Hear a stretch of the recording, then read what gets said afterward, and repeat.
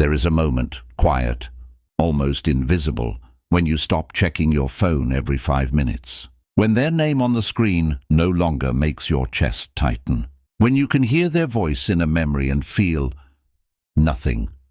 Not hatred, not longing, just stillness. That moment is not an accident. It is not luck. It is not something that simply happens to you after enough time passes. It is a skill. And 2,000 years ago, a group of philosophers already knew exactly how to build it. Today, you're going to learn how to do what an emperor, a slave and a statesman all mastered. How to let someone go without losing yourself in the process. Welcome back to Wisdom of the Stoics, the place where ancient philosophy meets modern struggle. Every week, we take the timeless teachings of Marcus Aurelius, Epictetus, and Seneca, and we translate them into tools you can actually use in your relationships, your career, and the quiet battles you fight inside your own mind. If you're new here, consider subscribing, because what you're about to learn isn't just a video. It's a shift in how you see every person who has ever had power over your peace. Let's begin. Somewhere in your life right now, there is a person who occupies more space in your mind than they deserve. Maybe it's an ex-partner. Maybe it's a friend who betrayed you. Maybe it's a parent, a business partner, a person who left without explanation. Or worse, a person who stayed but never truly gave you what you needed. You know the feeling. You're doing something completely unrelated, making coffee, driving to work, lying in bed at 2 a.m., and suddenly, there they are, uninvited, occupying your thoughts like a tenant who refuses to leave. This is not weakness. This is attachment. And attachment, the Stoics understood, is one of the most dangerous forces a human being can carry, because it hands the keys of your inner peace to someone who may never even think of you again. Let me tell you about Elena. Elena spent 4 years with a man who promised her forever and delivered inconsistency. He would disappear for days, then return with flowers and apologies, so convincing she'd forget the wound was ever there. When it finally ended, not with a dramatic fight, but with a slow, quiet fade, Elena expected relief. Instead, she got haunted. She would see his face in strangers on the subway. She'd hear a song and her whole body would flinch. 6 months later, she was still checking his social media at midnight, still constructing arguments in her head for conversations that would never happen. Elena wasn't in love anymore. Not really. What she was experiencing was something the Stoics diagnosed with startling precision. Nearly 2,000 years before modern psychology gave it a name. She was in the grip of an irrational judgment.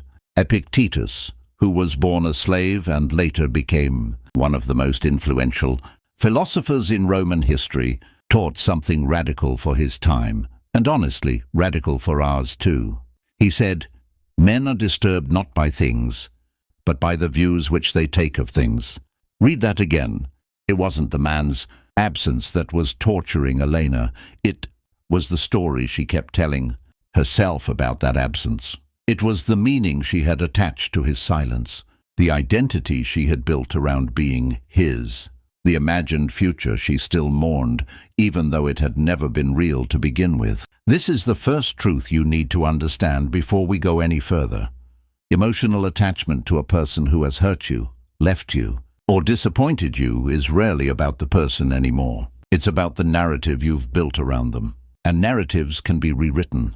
If you've ever caught yourself replaying a conversation that ended months or even years ago, type "I understand" in the comments below. I want to know how many of you are walking through life carrying a conversation that already ended. At the center of Stoic philosophy sits a single idea, so simple it sounds almost too obvious to matter, and yet almost no one actually lives by it. It's called the dichotomy of control. Epictetus divided all of existence into 2 categories: things that are up to us and things that are not. Your judgments, your desires, your actions, your effort, your character, these are up to you. Other people's feelings, other people's choices, whether someone loves you, whether someone stays, whether someone understands you, whether someone apologizes, these are not up to you. They never were. James ran a small consulting business with his best friend since college. a man named Marco. For 9 years, they built something together. Late nights, shared risk, mutual trust. Then, in a single boardroom meeting, Marco voted alongside 2 investors to remove James from operational control of the company they had built together. James did not see it coming, and for months afterward he replayed it. He drafted furious texts he never sent. He rehearsed confrontations in the shower. He wanted, desperately, for Marco to feel the weight of what he had done. He wanted an apology. He wanted Marco to lie awake the way James was lying awake. But here's the devastating truth James eventually had to face. Marco's guilt, or lack of it, was never within James's control. James could not force remorse into another man's heart. He could not compel an apology. He could not make Marco understand the betrayal the way James experienced it. Every ounce of energy James spent hoping for that outcome was energy poured into a bottomless well. Marcus Aurelius, a man who ruled the most powerful empire on earth, and who arguably had more reason than almost anyone in history to demand the world bend to his will, wrote something staggering in his private journal. A text never meant for publication called Meditations. You have power over your mind, not outside events. Realize this and you will find strength. Think about the audacity of that statement coming from an emperor, a man who could command legions, execute enemies, reshape borders, and even he understood that the only kingdom he truly ruled was the one inside his own skull. If Marcus Aurelius could not control the hearts of men, what makes us believe we can control whether an ex-lover misses us, whether a former friend regrets what they did, whether a parent finally sees us the way we've always needed to be seen? Emotional detachment begins the moment you stop trying to control the uncontrollable. It's not about not caring. It's about redirecting your caring toward the only thing that has ever actually been yours to shape, your own response. This is why some people seem almost supernaturally calm after devastating losses, while others are destroyed by minor slights. It's not that the calm ones feel less. It's that they've stopped fighting battles that were never winnable in the first place. The Stoics were, above all, practical. They didn't just diagnose the problem, they built a roadmap out of it.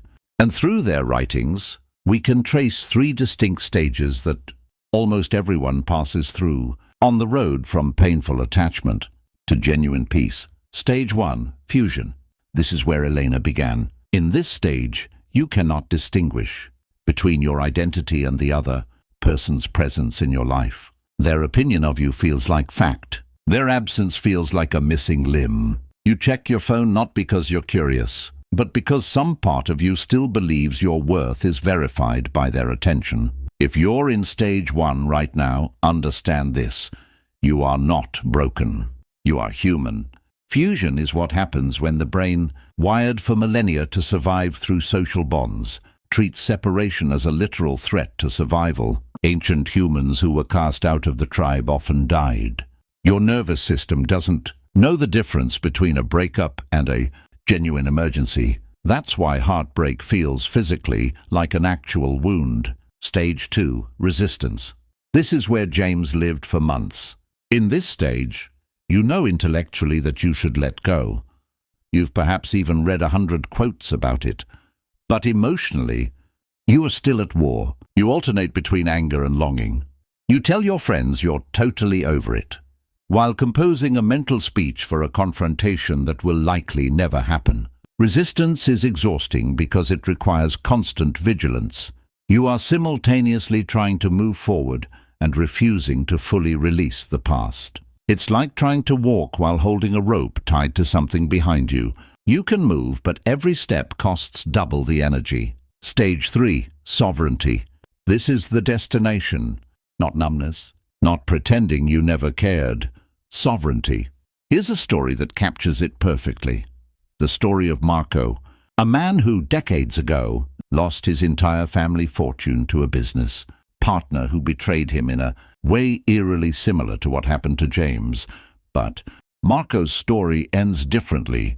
Years later, when a journalist asked Marco if he still resented the man who ruined him financially, Marco reportedly said something like this: "He took my money.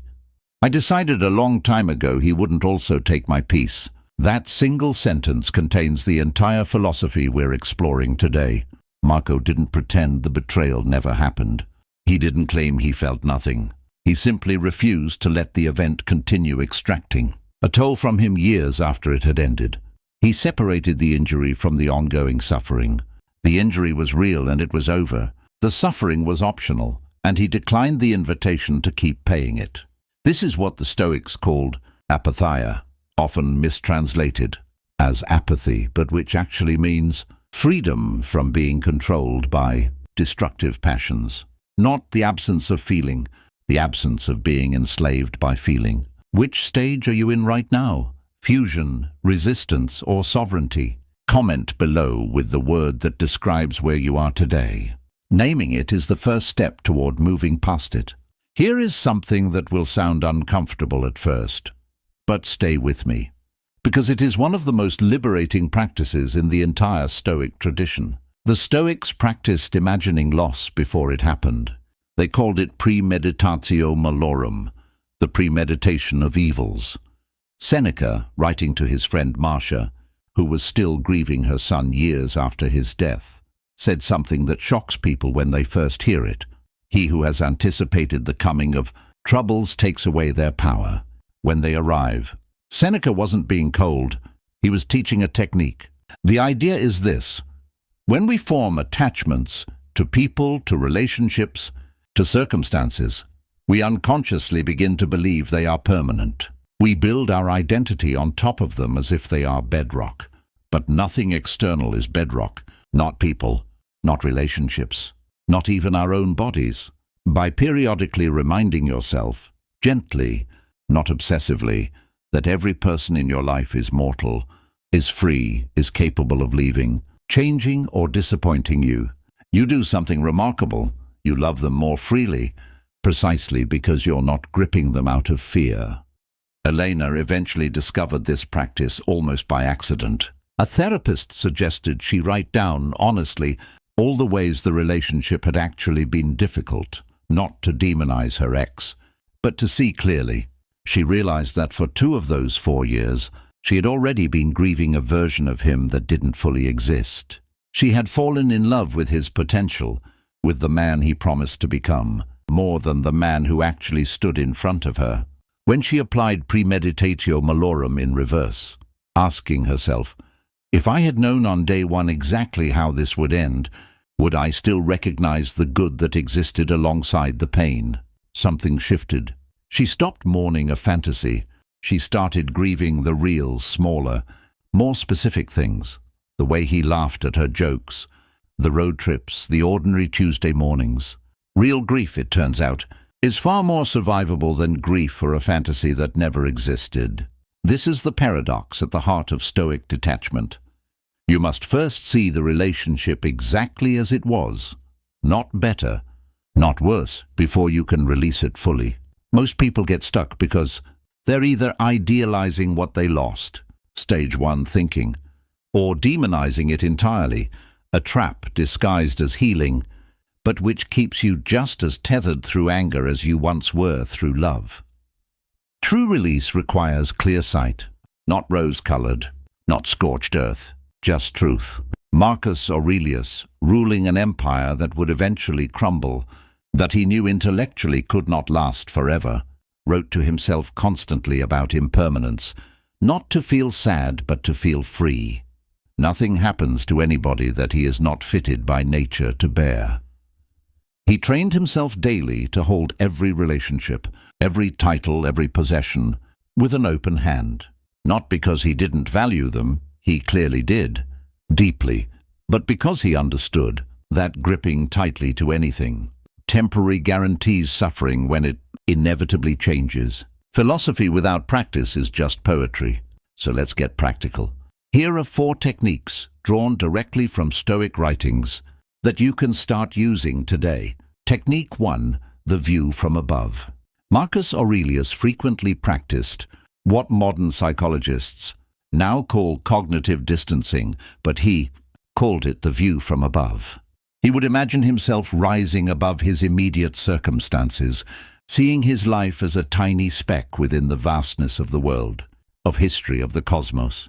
Try this the next time thoughts of that person consume you. Imagine rising above your city, above the country, above the planet. See yourself as one human, in one moment, out of billions of humans across thousands of years, all wrestling with the exact same ache you're feeling right now. This isn't meant to make your pain feel insignificant in a dismissive way. It's meant to right-size it, to remind you that this moment, however consuming, is a single frame in a much longer film.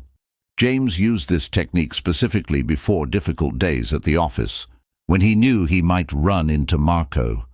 Before walking in, he'd spend 60 seconds imagining the entire scenario from 1,000 feet up. Two small men in one small building, in one small city, on one small planet. It didn't erase his pain, but it shrank the moment down to a size he could actually carry. Technique 2, the reserve clause. The Stoics taught that we should pursue our goals, including the goal of reconciliation, connection, or closure, while silently attaching what they called a reserve clause, fate permitting. This means I will act with full effort and good intention, but I release my grip on the specific outcome. Elena used this when she finally decided to write a letter to her ex, not to send, but to process. She wrote with full honesty, expressing everything she needed to say. But before she began, she reminded herself, I'm writing this for my own clarity. Whether he ever reads it, understands it, or responds to it is not something I control, and I release that outcome now. This single mental adjustment transforms desperate, grasping communication into grounded, dignified expression. Technique 3. Negative visualization applied to freedom. Here's a twist on premeditatio malorum, specifically for people trying to detach from someone who still occupies too much mental space. Ask yourself honestly, if this person walked back into my life tomorrow, fully remorseful, exactly as I remember them at their best, would returning to that dynamic actually serve the life I'm trying to build now? Often, when people answer this honestly, they realize the fantasy of reunion is more comforting than the reality would be. Elena, when she asked herself this question truthfully, admitted that even in his best moments, the inconsistency that defined the relationship would likely have returned. The fantasy she was grieving was not a fantasy of him. It was a fantasy of a version of him that had never actually consistently existed. Technique 4. The discipline of assent. Epictetus taught that between any external event and our emotional reaction to it, there exists a gap, a space where we choose whether to assent to a thought or reject it. When a memory of that person arrives uninvited, and it will, because minds are not obedient on command, you do not have to fight it, suppress it, or spiral into it. You simply notice it and choose not to assent to the story it's trying to tell you. That happened. It hurt. I am not required to relive it right now. This is remarkably different from suppression, which the Stoics did not advocate. Suppression buries feeling, and buried feeling festers. The discipline of assent instead says, feel the wave, acknowledge it honestly, and then choose deliberately not to build a house on top of it. Practice daily. These 4 techniques don't eliminate memory. They don't erase history. What they do is far more valuable. They return authorship of your emotional life to you. There's a misconception worth addressing directly, because I know some of you are thinking it right now. Doesn't all of this just turn a person cold? Doesn't detachment mean becoming someone who no longer loves deeply, no longer risks vulnerability, no longer opens their heart? This is perhaps the most important distinction in this entire video. So listen closely. Stoic detachment is not the absence of love. It is love without dependency.